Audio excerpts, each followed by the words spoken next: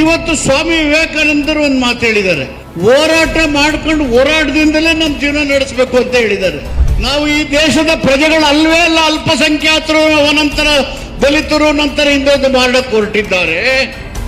ಅದರ back door ಎಂಟ್ರಿನೇ ಇವತ್ತಿನ SIR. ಯಾವ ಸಮುದಾಯಕ್ಕೆ ನಾಯಕತ್ವ ಇರೋದಿಲ್ವೋ ಆ ಸಮುದಾಯ ಅನಾಥ ಆಗುತ್ತೆ. ಅನಾಥವಾದಂತ ಸಮುದಾಯ ಒಂದು ನ್ಯೂನ್ಯತೆಯಿಂದ ಲಕ್ಕ ಹೊಡೆದ ರೀತಿಯಲ್ಲಿ ಬದುಕುವ ವಾತಾವರಣವನ್ನು ಸೃಷ್ಟಿ ಮಾಡುವಂತ ಹುನ್ನಾರಗಳು ದೇಶದ ಉದ್ದಗಲಕ್ಕೂ ನಡೀತಾ ಇದ್ದಾವೆ. Right to work and right to live is our right. Is our right. The rights are being taken away by BJP government. ದಲಿತ ಸಂಘಟನೆಯ ಹೋರಾಟ ಹೊಸದೇನಲ್ಲ, 100 ವರ್ಷಗಳ ಇತಿಹಾಸ ಹೊಂದಿರೋದು. 1924ನೇ ಇಸ್ವಿನಲ್ಲಿ ಬಾಬಾ ಸಾಹೇಬ್ ಅಂಬೇಡ್ಕರ್ ಶೋಷಿತ ವರ್ಗಗಳ ಹಕ್ಕಿಗಾಗಿ ಬಹಿಷ್ಕೃತ ಹಿತಕಾರಣಿ ಸಭೆಯನ್ನು ಸ್ಥಾಪನೆ ಮಾಡಿದರು.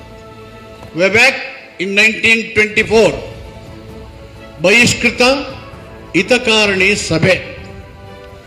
ಎಲ್ಲ ಶೋಷಿತ ವರ್ಗಗಳು ಒಗ್ಗಟ್ಟಾಗಿ ಒಂದು ಬಾಂಬ್ ರೀತಿಯಲ್ಲಿ ಕೆಲಸ ಮಾಡಿ ಜನರನ್ನು ಸಂಘಟಿಸಿ ಶಿಕ್ಷಿತರನ್ನಾಗಿ ಮಾಡಿ ಸಂಘಟನೆ ಮಾಡಿ ಹೋರಾಟವನ್ನು ಮಾಡಬೇಕು ಅಂತ ಹೇಳಿ 100 ವರ್ಷಗಳ ಹಿಂದೆ ಬಹಿಷ್ಕೃತ ಹಿತಕಾರಣಿ ಸಭೆಯನ್ನು ಮಾಡಿ ನಮಗೆ ಹೋರಾಟದ ಮಂತ್ರವನ್ನು ಕೊಟ್ಟಿದ್ದಾರೆ. 1925ನೇ ಇಸ್ವಿನಲ್ಲಿ 1 ವರ್ಷದ ನಂತರ ಭಾರತ ದೇಶದಲ್ಲಿ ರಾಷ್ಟ್ರೀಯ ಸ್ವಯಂ ಸೇವಾ ಸಂಘ ಹುಟ್ಟಿತು. 1925ನಲ್ಲಿ RSS ಜನ್ಮ ತಾಳ್ತು. 1925 ನಮ್ಮ ಹಕ್ಕುಗಳಿಗೆ, ನಮ್ಮ ಸ್ವಾಭಿಮಾನದ ಬದುಕಿಗೆ, ನಮ್ಮ ಶಿಕ್ಷಣಕ್ಕೆ, ಸಮಾನತೆಗೆ, ಸೋದರತ್ವಕ್ಕೆ ಹೋರಾಟಕ್ಕಾಗಿ ಬಹಿಷ್ಕೃತ ಹಿತಕಾರಣಿ ಸಭೆ. ಈ 2 ಹುಟ್ಟಿನ ತಾತ್ಪರ್ಯಗಳು ನಮಗೆ ಅರ್ಥ ಆದಾಗ ನಮ್ಮ ಕೆಲಸ ಏನು ಅನ್ನೋದು ಗೊತ್ತಾಗುತ್ತೆ. ದಲಿತ ಸಂಘಟನೆಗಳು ಜನ್ಮ ಎತ್ತಿ 4 ದಶಕಗಳು ಉರುಳೋದು. ಭೂಷಾ ಸಾಹಿತ್ಯ ಪ್ರಕರಣ ಬಸವಲಿಂಗಪ್ಪನವರು ಹೋರಾಟದಲ್ಲಿ ಪ್ರಾರಂಭ ಆದಂತಹ ಉದ್ಭವ ಆದಂಥ ದಲಿತ ಸಂಘಟನೆ ಸುಮಾರು 5-6 ದಶಕಗಳನ್ನು ಕಳೆದೋಗಿದೆ. ಈಗ ಇದು ಸುಮಾರು 60 ವರ್ಷದ ಯೌವನವನ್ನು ಪಡೆದಿರತಕ್ಕಂಥ ಸಂಘಟನೆ ಮಾಗಿದೆ. ನಿನ್ನೆ ಪ್ರಜಾವಾಣಿನಲ್ಲಿ ಬಾಬಾ ಸಾಹೇಬ್ ಅಂಬೇಡ್ಕರ್ ವಾಣಿಯನ್ನು ನೋಡಿದ್ದೀರಿ. ಪ್ರಜಾಪ್ರಭುತ್ವ ಅನ್ನೋ ಅಧಿಕಾರ ಬಂಡವಾಳಶಾಹಿಗಳ ಕೈಯಲ್ಲಿದ್ದರೆ ನಾವು ಯಾವಾಗಲೂ ಗುಲಾಮರಾಗೇ ಬದುಕಬೇಕು ಅಂತ ಹೇಳಿದ್ದಾರೆ. ಪ್ರಜಾವಾಣಿ ಓದಿರ್ಬೋದು ನಮ್ಮ ಸ್ನೇಹಿತರು ಅನೇಕ ಜನ. ಸುಬ್ಬು ನೋಡಿದ್ರಲ್ವಾ? ಇವತ್ತು ಸ್ವಾಮಿ ವಿವೇಕಾನಂದರು ಒಂದು ಮಾತು ಹೇಳಿದ್ದಾರೆ, ಹೋರಾಟ ಮಾಡ್ಕೊಂಡು ಹೋರಾಟದಿಂದಲೇ ನಮ್ಮ ಜೀವನ ನಡೆಸಬೇಕು ಅಂತ ಹೇಳಿದ್ದಾರೆ ಇವತ್ತಿನ ಪ್ರಜಾವಾಣಿಯಲ್ಲಿ. ಅಂದರೆ ನಮ್ಮ ಜೀವನ ಹೋರಾಟದಿಂದಲೇ ಸಾಗಬೇಕು. ಯಾಕೆ ಅಂದರೆ ಭಾರತ ದೇಶದಲ್ಲಿ ರಾಜಕೀಯ ಅಧಿಕಾರ ಇನ್ನೂ ಯೋಗ್ಯರು, ಸಮರ್ಥರು, ವಿವೇಚನ ಕೈಯಲ್ಲಿರುವವರ ಕೈಯಲ್ಲಿ ಸಿಕ್ಕಿಲ್ಲ. ನನಗೇನು ಭಯ ಇಲ್ಲ. ಅಧಿಕಾರದಲ್ಲಿದ್ದಾಗ ಸ್ವಲ್ಪ ಮಾತಾಡಬೇಕು, ಅಧಿಕಾರ ಇಲ್ದಾಗ ಜೋರು ಮಾತಾಡಬೇಕು, ಏನೂ ಇಲ್ಲ. ಇಲ್ಲಿದ್ರು ಅದೇ ಮಾತು, ಅಲ್ಲಿ ಹೋದ್ರು ಅದೇ ಮಾತು. The fact remains the same. The fact will never change. Issue will never change. ಈ ಸಮಸ್ಯೆಗಳನ್ನು ಪರಿಹಾರ ಕಂಡುಕೊಳ್ಳಬೇಕಾದ್ರೆ ನಾವು ದೃಢವಾಗಿ ನಮ್ಮ ನಿಲುವನ್ನು ಪ್ರದರ್ಶನ ಮಾಡಲೇಬೇಕಾಗುತ್ತೆ. ನಮ್ಮ ಹಕ್ಕುಗಳನ್ನು ಒತ್ತಾಯ ಮಾಡಲೇಬೇಕಾಗುತ್ತೆ. ಒತ್ತಾಯ ಮಾಡದಿದ್ರೆ ಯಾರೂ ನಮಗೆ ಕೆಲಸ ಮಾಡೋದಿಲ್ಲ. ನೀವು ಒತ್ತಾಯ ಮಾಡಿದ್ರಿಂದನೇ ದಲಿತ ಸಂಘಟನೆಗಳು ಕರ್ನಾಟಕದಲ್ಲಿ ಸಿದ್ದರಾಮಯ್ಯನವರ ಸರ್ಕಾರ ಬಂದಾಗ SCP TSP ಕಾಯ್ದೆ ಜಾರಿಗೆ ಬಂತು. ಅದರ ನ್ಯೂನತೆಗಳನ್ನು ಆಮೇಲೆ ಚರ್ಚೆ ಮಾಡೋಣ. ಸರಿ ಮಾಡೋದು ಹೇಗೆ ಅಂತ ಕಾರ್ಯಕ್ರಮಗಳನ್ನು ಮಾಡೋಣ.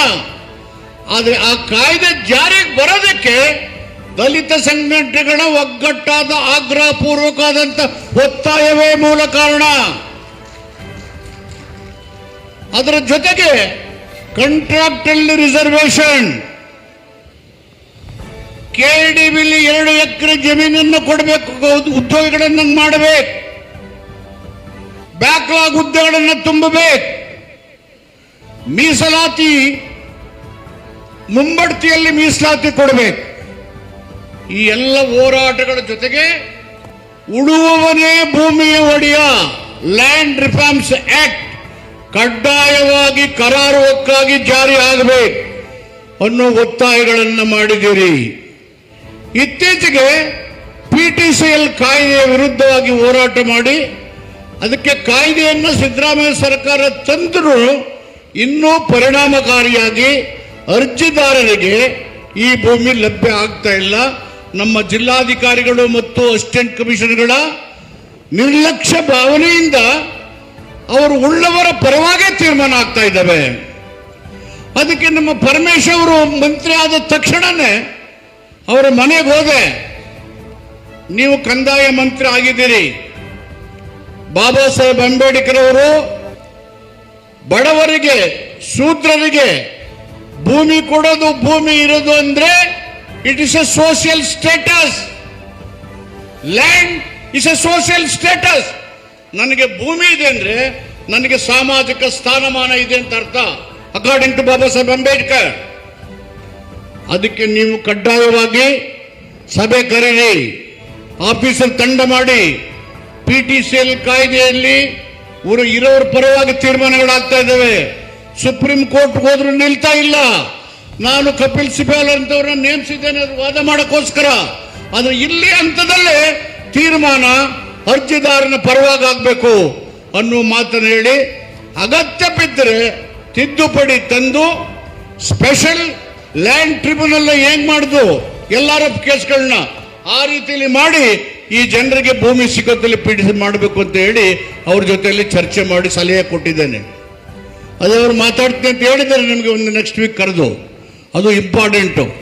ಮತ್ತು ಕೋಟ್ಯಾಂತರ ಜನರಿಗೆ ಕಂದಾಯ ಇಲಾಖೆ ಮುಖಾಂತರ ಪೆನ್ಷನ್ಸು, ಬೇರೆ ಪರಿಹಾರಗಳು, ಲ್ಯಾಂಡ್, PTCL ಕಾಯ್ದೆ, ದರಖಾಸ್ತು ಭೂಮಿ, ಈಗ ಅನೇಕ ವಿಷಯಗಳು ಅಲ್ಲಿ ಅಡಕೋ. ಜನರ ಜೀವನಕ್ಕೆ ಸಂಬಂಧಪಟ್ಟಂತ, ವಿಶೇಷವಾಗಿ ಶೋಷಿತ ವರ್ಗಗಳ ಜೀವನಕ್ಕೆ ಸಂಬಂಧಪಟ್ಟಂತ ಅನೇಕ ಸಂಗತಿಗಳು ಈ ಒಂದು ಕಂದಾಯ ಇಲಾಖೆಯಲ್ಲಿ ಇದೆ.